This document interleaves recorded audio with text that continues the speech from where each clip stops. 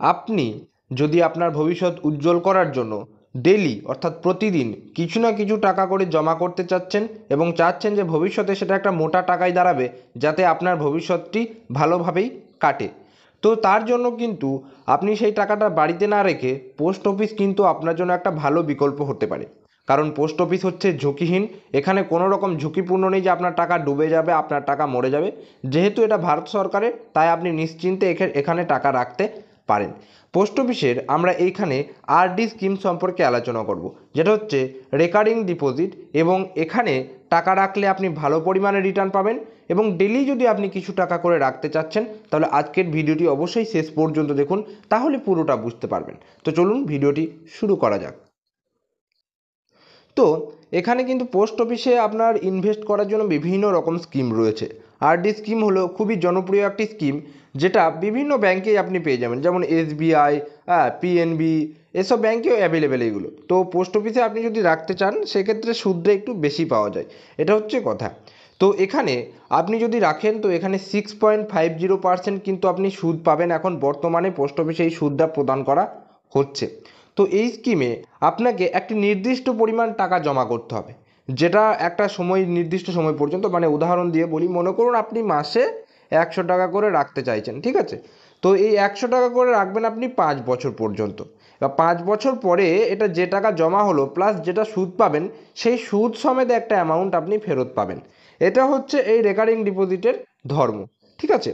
এবার এখানে যখনই টাকা রাখবেন, অবশ্যই মনে রাখবেন যে টাকা যেমন রাখবেন, ধরে নিন মনে করুন এখানে আপনি 100 টাকা রাখতে পারেন, 150 টাকা রাখতে পারেন, কিন্তু ওই 135, 145 এইভাবে আপনি রাখতে পারবেন না।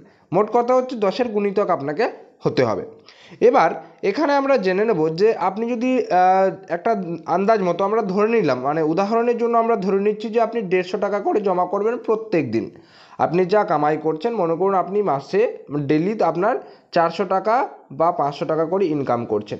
এবার আপনি চাচ্ছেন আপনার কিছু টাকা, অর্থাৎ ধরে নিলাম আপনি 150 টাকা আপনি জমা করছেন, তবে আপনি আপনার সুবিধা মতো 150 টাকা করে প্রত্যেক দিন, তার মানে হচ্ছে মাসে কত সেটাও বলছি। এবার আপনি যদি ভাবেন যে এই টাকাটা প্রত্যেক দিন জমা করতে হবে, তা নয়, আপনাকে মাসে মাসেই জমা করতে হবে। এবার আপনি যদি 150 টাকা করে প্রত্যেক দিন জমা করেন নিজের কাছে, এবার মাসের শেষে আপনি পোস্ট অফিসে গিয়ে দিয়ে আসবেন, তাহলে 150 টাকা করে হলে 4500 টাকা আপনার মাসে হচ্ছে। এবার মাসে যদি আপনি 4500 করে রেকারিং করেন, ঠিক আছে, আপনি মনে করুন 5 বছরের জন্য করলেন পোস্ট অফিসে, 4500 টাকা করে আপনি প্রত্যেক মাসে আপনি জমা দেবেন 5 বছরের জন্য, ঠিক আছে? এবার 5 বছরে আপনার এই টাকাটা হয়ে দাঁড়াবে 2,70,000 টাকা, ঠিক আছে? মানে কীরকম, 5 বরং মানে 5 বারং 60, 60 মাস ইন্টু 4500 যদি করেন, সেক্ষেত্রে আপনার এই অ্যামাউন্টটা দাঁড়াচ্ছে। এবার এখানে আপনি সুদ পাচ্ছেন 6.50%, ঠিক আছে? 6.50% আপনি সুদ পাচ্ছেন। সেই সুদ পাওয়ার পর আপনার টাকাটা হচ্ছে 49,464 টাকা সুদ, শুধু এটা 49,464 টাকা সুদ পাচ্ছেন, ঠিক আছে? প্লাস আপনার যেটা জমেছে 2,70,000 টাকা। 5 বছর যখন আপনার কমপ্লিট হবে, মেয়াদ যখন হবে, যখন আপনি পাবেন টাকাটি, তখন 3,19,464 টাকা আপনি রিটার্ন পাবেন। অর্থাৎ প্রত্যেক দিন 150 টাকা করে রেখে 5 বছর পর্যন্ত, 5 বছর পরে কিন্তু আপনি 3,19,000 টাকা আপনি কিন্তু পাচ্ছেন, 3,19,500 টাকা প্রায় পাচ্ছেন। এবার আমি এটা উদাহরণের সহিত বললাম। এবার মনে করুন আপনি ডেলি 150 টাকা করে রাখছেন, বাড়িতে রাখছেন, ওটা তো আর ডেলি পোস্ট অফিসে দিতে যাবেন না। পোস্ট অফিসে হয় মাসে দিতে হবে বা 1 মাস 2 মাস পর পর আপনি দিতে যাবেন। এবার আপনি ডেলি 150 টাকা করে আপনার কাছেই রাখতে হবে। এবার আপনার মাথায় প্রশ্ন হলো যে আমি 150 টাকা করে যদি না রাখি, আমি যদি 100 টাকা করে রাখি, একদম, আপনি যদি 100 টাকা করে রাখেন, তাহলে মাসে আপনার কত হচ্ছে? মাসে আপনার 3,000 টাকা হচ্ছে, তাই তো? 3,000 টাকা আপনার মাসে হচ্ছে, এই 3,000 টাকা আপনি পোস্ট অফিসে রাখতে পারেন। আপনি যদি বলেন আপনি ডেলি 50 টাকা করে জমা করবেন, আপনি যেরকম কাজ করেন সেরকম ডেলি 50 টাকা করে যদি জমা করেন, সেক্ষেত্রে মাসে আপনার 1,500 টাকা হচ্ছে। অবশ্যই আপনি সেটাও রাখতে পারেন, আপনার সুবিধা অনুযায়ী আপনার যে টাকাটা আপনি রাখতে চাচ্ছেন, এই রেকারিং ডিপোজিটে আপনি রাখতে পারেন। এটা কোনো এফডি নয়, এটা কোনো রকম নয়, এটা একটা নির্দিষ্ট সময় পর্যন্ত টাকা জমিয়ে যেতে হবে, সময়ের পরে সুদ সমেত আপনি টাকাটা ফেরত পাবেন, একটা ভালো সুবিধা। এবারে আসা যাক কীভাবে আপনি এখানে অ্যাকাউন্ট খুলবেন, যদি অ্যাকাউন্ট খুলতে চান। তো আপনি অনলাইন বা অফলাইন উভয়ভাবেই পোস্ট অফিসে আরডি অ্যাকাউন্ট খুলতে পারবেন। তো এখানে যে পদ্ধতিটি রয়েছে, দেখে নিই কী পদ্ধতি রয়েছে। তো প্রথমেই আপনাকে নিকটবর্তী পোস্ট অফিসে যেতে হবে, যে কোনো পোস্ট অফিসে আপনি যেতে পারেন।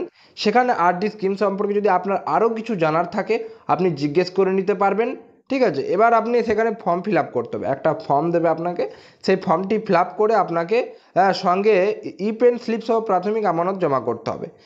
আপনি নগদ বা চেকের মাধ্যমে এই টাকা জমা করতে পারেন, বিশেষ কিছু না, অত জটিলভাবে নেওয়ার দরকারই নেই। এই যে এইখানে এত বাবা কী করবো, কোনো দরকার নেই। আপনার আধার কার্ড, আপনার প্যান কার্ড, আপনার ব্যাংক অর্থাৎ পোস্ট অফিসে যদি আপনার অ্যাকাউন্ট থেকে থাকে, পোস্ট অফিসের সেভিংসের যে পাসবই সেটা নিয়ে যাবেন। তাহলেই আপনি ওখানে গিয়ে বলবেন যে আমি আরডি অর্থাৎ রেকারিং ডিপোজিট খুলতে চাইছি। এবার ধরে নিন আপনার পোস্ট অফিসে অ্যাকাউন্ট নেই, আপনি সরাসরি পোস্ট অফিসেই চলে যাবেন, বলবেন আপনি রেকারিং ডিপোজিট খুলতে চাইছেন বা অ্যাকাউন্ট খুলতে চাইছেন বা আরডি করতে চাচ্ছেন। সেক্ষেত্রে ওরা যে ফর্ম দেবে ফর্মটিকে ফিল আপ করে জমা করবেন। মেয়াদের শেষে আপনি যে টাকাটি পাবেন সেটা হয় পোস্ট অফিসে নইলে অন্য ব্যাংকে ট্রান্সফার করবেন। খুবই সহজ ব্যাপার, বললে হয়তো বুঝতে পারবেন না অত ভালো করে, মানে ধারণাটা পাওয়া যাবে যে বলে দিলাম আপনি সব বুঝে নিলেন বা আমিও সব কিছু একদম অ্যাকিউরেট বলে দিলাম, সেরকম কিন্তু নয়। আপনি ধারণা পেয়ে যাবেন। এবার আপনি পোস্ট অফিসে যখন যাবেন আপনি আরামসে খুব সহজেই আপনি কিন্তু এখানে করে নিতে পারবেন। এবার আপনি অনলাইনে যদি আবেদন করতে চান তাহলে কী করতে হবে, তো আমি একটু বেশিভাবে বলে দিচ্ছি। এবার যদি আপনি দেখতে চান যে ডিটেলসে, তাহলে অবশ্যই আমাকে কমেন্ট করবেন, আমি আপনাদেরকে প্র্যাকটিক্যালি করে দেখিয়ে দেবো যে কীভাবে আপনারা অনলাইনে আবেদন করবেন।